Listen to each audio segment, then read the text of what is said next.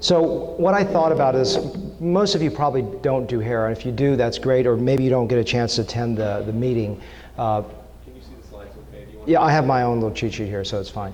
And most of you don't attend the society meetings, the hair restoration, so I just got back from Chicago, learned a ton of things, and I thought combining some of my experience with hair as well as what I learned at the meetings would be great, so you get a whole synopsis of 4 days of meetings in a matter of 10 minutes.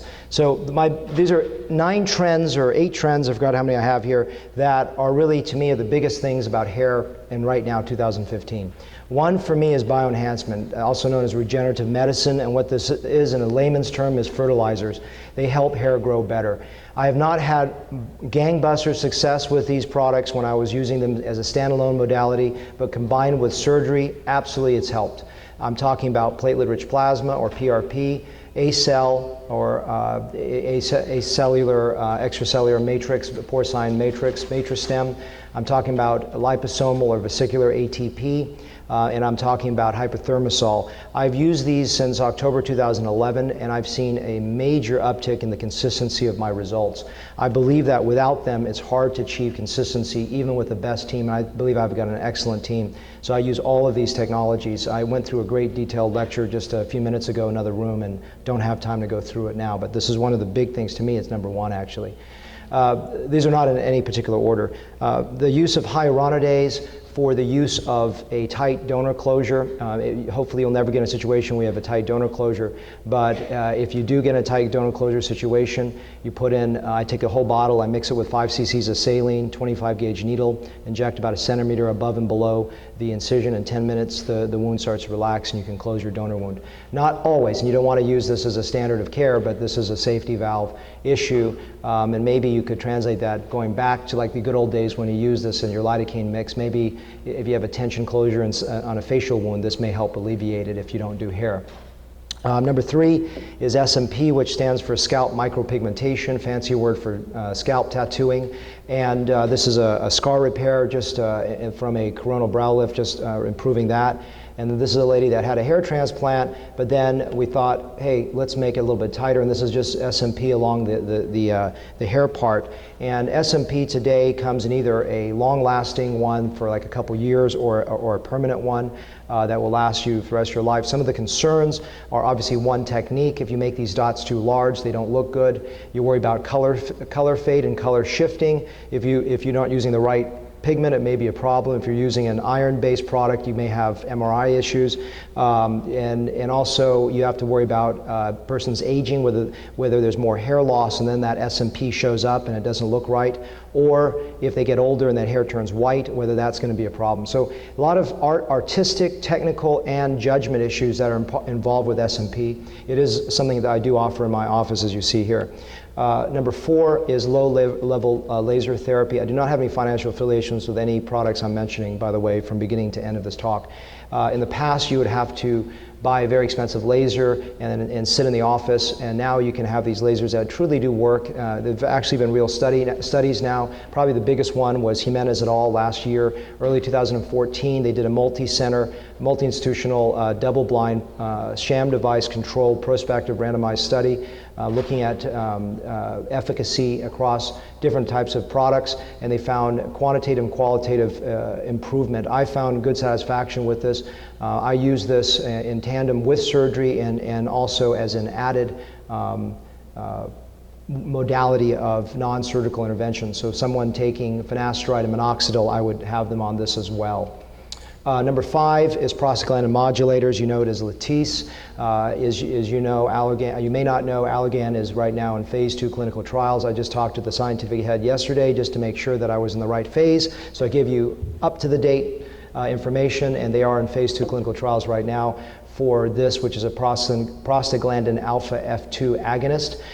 Very interesting information I just learned in Chicago in a little board meeting was that Kythera had a separate product when Kythera was Kythera, which was a prostaglandin D inhibitor, which can help with hair loss. As far as their mum is a word right now where they're going with that, but I think Allergan could be in a gangbuster position for the next wave of medical therapy, because we're still, I think there was no mention for 4 days on hair cloning. I attended every conference that was there, main session, everything. So we don't know where we are with that, but at least to me, in the next 2 to 3 years, where things are going to be happening as our prostaglandin modulators in terms of a medical therapy.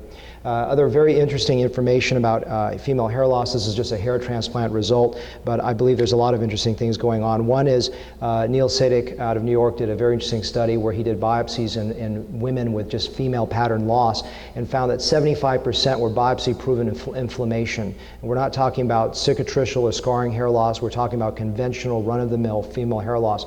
And so now I'm using combined modalities of minoxidil with a steroid. Betamethasone dipropionate, just mixed in there for a 3-month period, then slowly tapering them off a steroid-based product. This is all very new information. Another interesting thing is there's an entity called frontal fibrosing alopecia, or FFA, a type of hair loss that cannot be transplanted, and they've actually found studies where using finasteride and even better dutasteride, which is a DHT1 and 2 blocker, in obviously postmenopausal women, because you don't want to have a teratogenic effect in premenopausal women, that these products actually help with hair growth. And in those that got transplanted by accident in FFA and the grafts were not growing, a year into this, they put women on dutasteride, and there was growth with that. So I thought that was very, very fascinating information. Some of the most recent studies that went against some of the earlier studies is that finasteride actually does help in prospective randomized studies. Was a Korean study that at 5 milligram dosing for women with hair loss in a postmenopausal setting. Some of the earlier studies were sporadic and not as convincing. I don't prescribe finasteride in a routine for women postmenopausal. It's just another level of things are out there, but I think it's interesting. Another trend right now I see a big uptick is what I call regional hair transplants. So doing eyebrows transplants, doing beard and mustache. There's a big trend of going toward this. Doing small transplants in people that had to wear their hair a certain way because they had a hair piece. Just doing some temple and hairline work to improve that situation so they look more natural and have more styleability. The biggest trend you probably know, there's a huge growth in something called FUE, or follicular unit extraction. Essentially what that means is that there's no strip on the back, and so there's a lot of hype out there, but as you know that when all you have is a hammer, the whole world is a nail. I think FUE is a technique. It is not. It is a way to harvest. There are certain pros and cons with it. I went through a lot of details of that in the last lecture in the last room. I don't need to go through all of it, but I do want to talk about some of the trends that are going on right now. One is there's robotic FUE. I've owned this for, oh, why didn't it show up? Maybe it shows up like that. No, it doesn't show up. It doesn't matter, but picture there's a robot there. The robot, I do own it, so I guess as a disclosure, but I believe that the technology has improved a lot over the last 3 years. Initially, the graph quality of automated FUE was not there. It's getting closer and closer to what I would consider an ideal, but everything is short of a strip, to be honest with you. I still get much better quality grafts with FUT, and I try to tell my patients about pros and cons of every technique and not just sell them a procedure. This has been huge. Just last week I did a combined beard and chest transplant where I'm harvesting a person that's burned out donor hair. I took principally beard. Beard has a much more favorable anagen-telogen ratio. So in other words, you're not going to get a situation where you're going to have some hairs all of a sudden shed and then take a while to come back. The chest hair can typically be good for refining a hairline with some sentinel hairs, but if they have it, I'd rather take it from the nape of the neck as a preferred. So chest is a far secondary choice. I always want scalp first, as a second would be beard, and third would be chest. This is an example of a gentleman that had a failed transplant, multiple transplants, including a failed beard and body hair transplant to the scalp. And this is one session. I just finished a second session. I don't have those photos yet. But this is just repairing it using beard to improve that growth over time. Also, FUE I think is a fantastic way to repair scars of any kind. I use this all the time. I do a lot of FUE procedures for linear corrections as well as for corrections of all different methods. But the important thing is that FUE is not a scarless procedure. The take-home lesson is that it's only a tool, and you really have to understand the pros and cons of each modality, and it's only a modality. And so I always say, you know, be educated, stay up to step with everything you do. If you're doing a lot of hair, definitely try to go to the hair meetings and have a vision of where things are going forward. I don't make any money on my books, but my hair book series just came out, 4-volume set, including the first ever written book on FUE. This is a good book for beginners. My assistant wrote this. She does make profit on that. I don't. And then this is a large encyclopedic book on hair. And I don't make money on my course either, but a lot of hands-on in the next month. I encourage you to come and join me in St. Louis. It's about 15 hours of hands-on training. You'll be burned out by the time you're done with a large segment on FUE. That is it.